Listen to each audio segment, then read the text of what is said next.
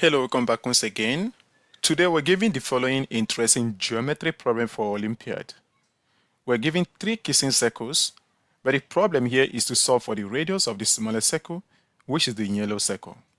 Now let's connect the center of the red circle with the center of the yellow circle.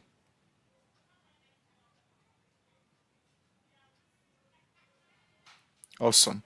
Now let's draw this line from the center of the red circle to a point on the circumference. And don't forget that this line still remains the radius, which is 4 units. So here, let's draw this line from this point to the center of the yellow circle, which will form the base of this right triangle, as we can see. Then don't forget that this is the radius, which is 4 units. And here, this is the radius of the small circle. That is the smallest circle. And then don't forget that here is the radius of the smallest circle, as you can see. Don't forget that is the radius of that smaller circle. So the remaining length here is going to be 4 minus r. So if you check, the total length is going to be 4 minus r plus r, which gives us 4, which is the radius of the red circle. Then we need the length of the base. Let's call it x. Then we're going to use the Pythagoras theorem here. So using the Pythagoras theorem, we get x squared plus, here we're going to have 4 minus r squared. So this is going to be equal to the hypotenuse. The total length will be 4 plus r. So it will be squared according to the Pythagoras theorem. Here we get x squared plus, expanding this we get r squared minus 8r plus 4 squared giving us 16. So this is equal to r squared plus 8r plus 16. Now we can see we have some nice cancellations here. So this and this, right, from both sides, this and this from both sides. Then we are left with x squared minus 8r is equal to 8r. So add 8r to both sides, we get x squared is equal to 16r. Now we take the positive square root. Remember, this is the length of a chip. So this is going to give us x is equal to the square root of 16r, which simplifies to 4 roots of r. Awesome. So here we have the x value, which is the base, which is equal to 4 roots of r. Now we're going to repeat the same process on the right hand side, which is involving the biggest circle. Okay, so here let's draw the following line by connecting the center of the biggest circle to the center of the smallest circle. Nice.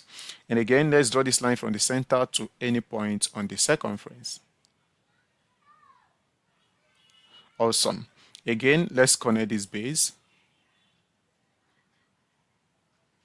Nice.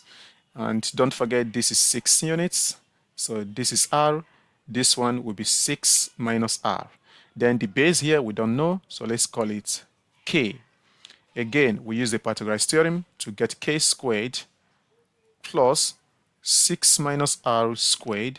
So this is equal to 6 plus r squared. Here we get k squared plus, expanding this to get r squared, minus 12r plus 36. So this is equal to r squared plus 12r plus 36. So here we have some nice cancellations once again, right, from both sides. So here we get k squared minus 12r is equal to 12r. Add 12r to both sides, we get k squared is equal to 24r. Now we take this positive square root to get square root of 24r, which simplifies to 2 root 6 square root of r. So here we have that k's value is equal to 2 root of 6 square root of r.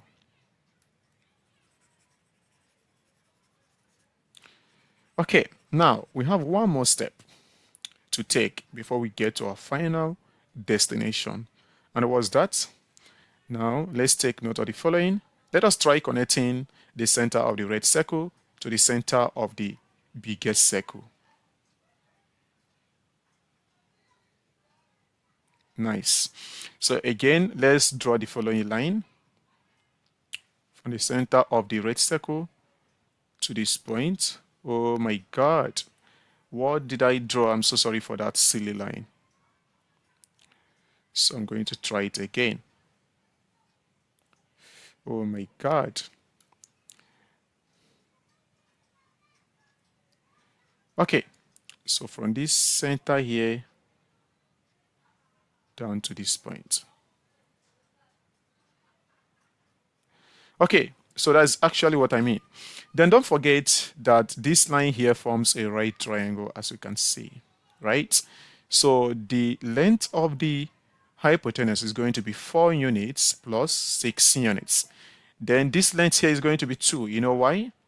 From here is 4, which is the radius of the red circle. That is very obvious. And then the total length of the opposite side, which is the height of that right triangle, is going to be x plus k. And then we involve the Pythagoras theorem once again. So x plus k whole squared, then plus 2 squared is going to be equal to the hypotenuse side squared, which is 4 plus 6 squared, the same as 10 squared. So here, this is going to be x. X is 4 square root of r plus k. K is 2 root of 6 square root of r whole squared. Then plus 2 squared is 4. This is equal to 10 squared. That is 100. Awesome. Now, from here, we're going to factor out square root of r inside that parenthesis. So that would be, oh my God, so we just need one bracket. So that is going to be equal to square root of r, then into bracket, we're left with 4 plus 2 square root of 6. Then everything is squared. So then plus 4, so this is equal to 100. So let's subtract 4 from both sides. But before that, let us take note of the following. A times b whole raised to the power of n is equal to a raised to the power of n multiplied by b raised to the power of n. So this will be square root of r whole squared multiplied by 4 plus 2 root of 6 whole squared. So this will be equal to 100 minus 4.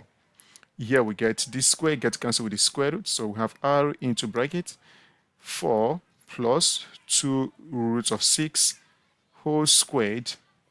So this will be equal to 100 minus 4 is giving us a 96.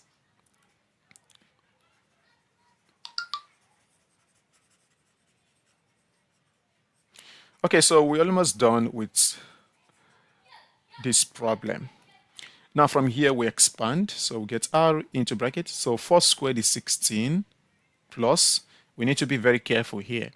So 2 root 6 squared, I think that is going to give us 24, right? Because 2 squared is 4, root 6 squared is 6, 4 times 6 is 24. And then plus 2 times 4 times root 6, 2 root 6, I mean, that will give us 2 times 4, 8, 8 times 2 root 6 is 16 root of 6. So this is going to be equal to 96. From here we get r into bracket, simplifying. So 16 plus 24. So 16 plus 24 here is going to give us 40 plus. So here we have 16 root of 6. So this is equal to 96. Now let us divide both sides of this equation by 4. So dividing by 4, we get r into brackets. So 40 divided by 4 is going to give us 10 plus. We need to be very careful. 16 root 6 divided by 4 will give us 4 roots of 6. So this will be equal to 96 divided by 4. So 9 divided by 4 is going to give us 2 remainder 1. Then to 16, that gives us 4. Awesome. Again, let's divide both sides by 2. Let us be careful, please. So let's divide both sides by 2.